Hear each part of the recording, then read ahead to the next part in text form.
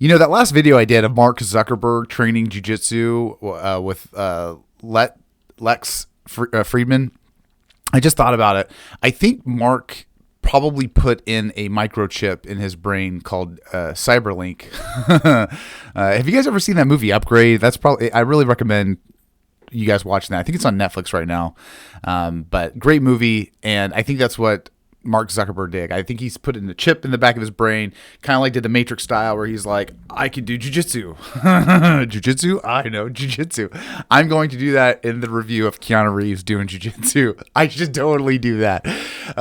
Guys, thanks for coming to the video. We got Tom Hardy here on deck. He's going to be competing here at a local jujitsu tournament, and I want to just break down the match itself. Want to dive into it, give you guys a little motivation here at the end. So let's watch it. We'll break one or two things down, and then we'll hop into the end, give you guys some encouragement, because that's what we're here to do, is just encourage you guys to compete and train hard as you can. All right, Tom Hardy is a killer. Combate!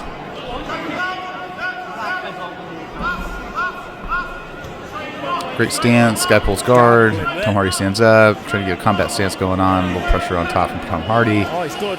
Bring it up, putting pressure on him, trying to break a little bit. Great stance. I like how he's bringing him in, putting a little pressure on the backside of his opponent's legs, heels. Opponent on the backside tries to grab an angle for a heel sweep, or hip sweep, excuse me. Bottom guy trying to set up an arm bar from the bottom. Don't think he's going to get it. Tom Hardy trying to go for a cross collar choke. I don't think he's going to get it. Okay, I like how he's peeling that backhand off. Got to worry about the triangle, but I think he's going to be able to leave it once he pushes and passes it with his arm. Let's see if he does that. Oh, shake and bake, shake and bake. Oh, nice. A little backdoor escape there. Knee on belly, wrong knee, but that's okay. There we go. Good fix. Very good fix. Good control. Good control. I like how he's stepping on his tippy toes. I wish he switched it up. Good job rolling around there on the other side. Oh, he's going to get the Kimura. Oh, I like it. Knees pinched. Hands are ready to go. He's just got to pull that up, bring it back over. I like how he's controlling the situation. Love how he's controlling the situation. Bring that knee back over. There you go. Knee down to the mat. I would prefer, but let's see if he switches it to an arm bar. He can bring that knee up to the left side and bring it up to an arm bar. Let's see what he chooses. Oh, there he goes. Other side. Don't cross. Don't you dare cross those feet. Don't you dare cross those feet. Nice. Great work. I like how he put that pressure down on his right leg. There he crosses. Okay, I can accept that. I can accept that now. Oh, okay, now he uncrossed. Even better. No, goes back. I'll tell you guys why here I don't like the cross. Great work. Great armbar, man. All the way through. All the way through. All right, I just want to break down two things really quick. And the first thing is right here, when he's actually going for this this peel off for his heel right here, not the best idea, but what we can learn from this is when we have our hand back here, look where the top position of that foot is versus the bottom, and it's obviously hard to tell when we're facing our opponent down. We can't see what's behind us.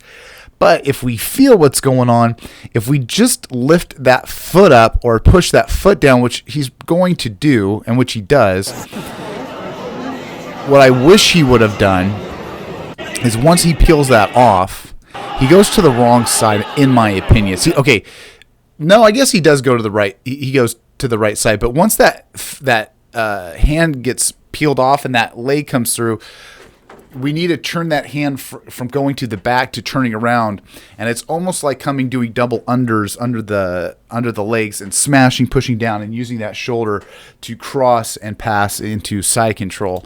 So I wished I would have seen that, but he eventually does that. He drops him down. What's the triangle, Tom? Oh, he's out. Nice. He goes to the wrong side, but again, I digress. Now, the other thing that we have a little bit of a switch up, and that's just from the scramble, is we do have the wrong leg on the knee on belly, which gets fixed. I do appreciate it. He does a fix. Now, the big reason why he was able to do this is because of the toes. Watch his toes, which one is right here on the mat, and we're here on the other part of the toe here. Let's see if we can go. Now, watch. We think we go both toes here in a second. Yep. So, both toe position, in my opinion, you have total control over your opponent. When you have both feet down on the floor, you actually have a tendency to move back and forth because you don't have a point. What's the word I'm looking for? Have a point where your weight is at. All your weight when you're on your tippy toes is up versus when all your weight is down on the feet. I know it's a little disproportional when it comes to like inertia and weight, but when you have all your weight on top, you can actually use your toes to direct yourself where you want, because Tom right now is putting all his pressure on top of him, so the weight's not on the feet, and that's where I'm getting to that point. Yeah, I stability wise, you want all the way on the bottom, but since it's reversed and we have all the weight on top, having it on the tippy toes and using our hands for stability gives us a good way to move around the body from the top position. So when he's able to go from the tippy toes, and I like what he does here, boom. I'd like to see him use his hips to go on the left side of his opponent, so that way he can turn. But what I like what he did was he used his hands to isolate that wrist right here. And what I really love right here is he keeps his knees tight, which is great. He knows now this is where you have to get your position before your submission. He's establishing his position before he's going to pull that Kimura out, and he's noticing that his opponent, from what I'm seeing here, is slipping out, and I think he's going to turn into him, which obviously we don't want because that's going to give away that Kimura.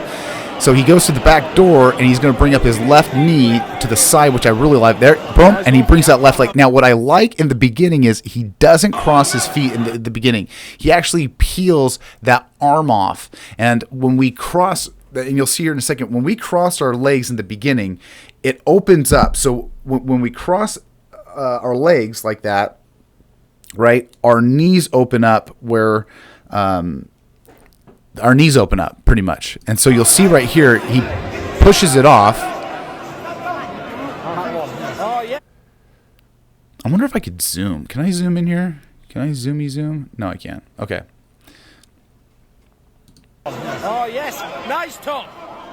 So see how Tom's legs are open? He's going to crisscross him again.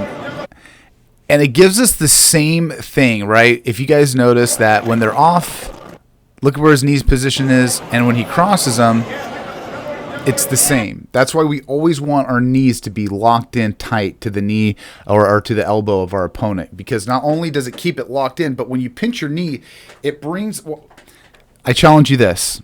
Next time you do an armbar, get in your position where you're sitting down like Tom and you have it. And I want you to keep your opponent's hand in between your legs, and I want you to pinch it. And that hand will go from here, and then when you pinch, it'll bring it up to here. Again, if you have your hand and your opponent's arm in your legs and you don't pinch, it will be like this. When you pinch, that arm will go up. And then you're going to say to yourself, Scott, well, I don't want the arm going up. I want the arm going down. Well, what happens is when you pinch your knees together, oops, let me bring this over. When you pinch your knees together, and let's say this is your arm, this is going to look really dirty. And this is your, and you have it flat. When you pinch those knees together and your arm goes up, well, that puts tension on that very edge of that foot. Oh, I'm sorry, of that wrist. And so it's like having weight, right? If you're starting here and the tension's already starting here, that means if I pull down, that's going to put a lot more tension versus if it's down here, I actually have a lot more room that I can pull down and give my arm a little bit of flex. But if our arm is under tension and is pinched here, and here's a good example, and I pinch it up, when I pull it down, that's where it's going to stop. That's where our elbow is going to stop, and that's where the armbar will stop here versus it not having any tension, and then we can get a little more flexibility out of our arm while it pulls down. Yeah, not really good in scientific and biology, but that's probably my best representation of that of that whole situation. But again, great armbar nonetheless.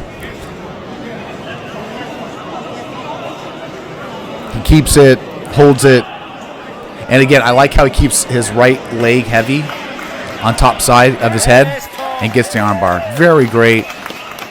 Very good work. And I got to say, Tom Brady is a very legit blue belt, and if Mark Zuckerberg's a blue belt, I would definitely give Tom Hardy a nod on the tournament if it goes down. Especially not Elon Musk. Elon Musk, no. Elon Musk says he can win, but I always say if you do at least like 2 to 3 months of jiu-jitsu, you could kill anybody. And I and I'm saying like at a tournament, you really can. You'd be surprised what you can do to the normal human being. But this is training where I didn't see, like with Mark. I saw a white belt tournament of him. And it's not the same. It's not the same. So I would really consider Tom Hardy to be a really solid blue belt, and really proud of him for his hard work and training. All right, guys. That being said, let me know what you guys think. And it'd be really fun is to see these guys compete like a celebrity jiu-jitsu, because we're going to be breaking these down, and I'd love to see these guys going at it. So that being said, you guys, love you. Let me know what you guys think, and I'll see you in the next video. Have a good one.